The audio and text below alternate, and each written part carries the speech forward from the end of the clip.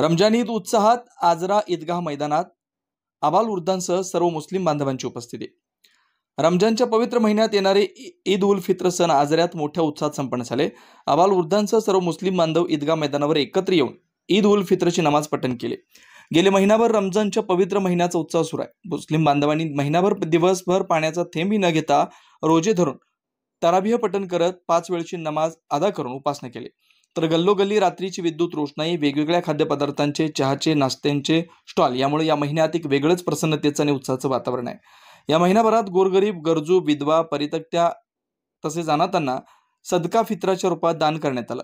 महिनाभर व ईदच्या दिवशी दान दिलं जातं। गोरगरीब सुद्धा आपला सण साजरा करावा आणि त्यांची आर्थिक अडचण दूर व्हावी या उदात्त हेतू यामागे असतो। ईदच्या नमाजसाठी हजारो मुस्लिम बांधव कोणतेही स्वयंसेवक अथवा कोणतीही यंत्रणा नसताना कोणती गडबड गोंधळ न करता सरळ रांगेत उभा राहून नमाज पठण करतात, हे वैशिष्ट्य आहे। नमाज पठण मौलाना युसुफ अली तकलदार यांनी केलं, तर खुतबा व प्रवचन मौलाना तय्यब मनेर यांनी केलंय। DYSP Ramdas Ingwale, API Nagesh Yamgar, PSI Yuvraj Dhonde, PSI Londhe यांच्या हस्ते पुष्प देऊन ईदच्या शुभेच्छा दिल्या। यावेळी प्रशासकीय अधिकारी तहसीलदार समीर माने, नायब तहसीलदार म्हाळसाकांत देसाई, मंडल अधिकारी सुंदर जाधव, ग्राम महसूल अधिकारी समीर जाधव आदींसह अंमलदार, होमगार्ड, एसआरपी फलटण उपस्थित होते। अगदी शांततेत आणि उत्साहात एकमेकांना आलिंगन देऊन ईद साजरी झाली। अन्वेषण लाईव्ह न्यूजसाठी आजराहून हसन तकेलदार।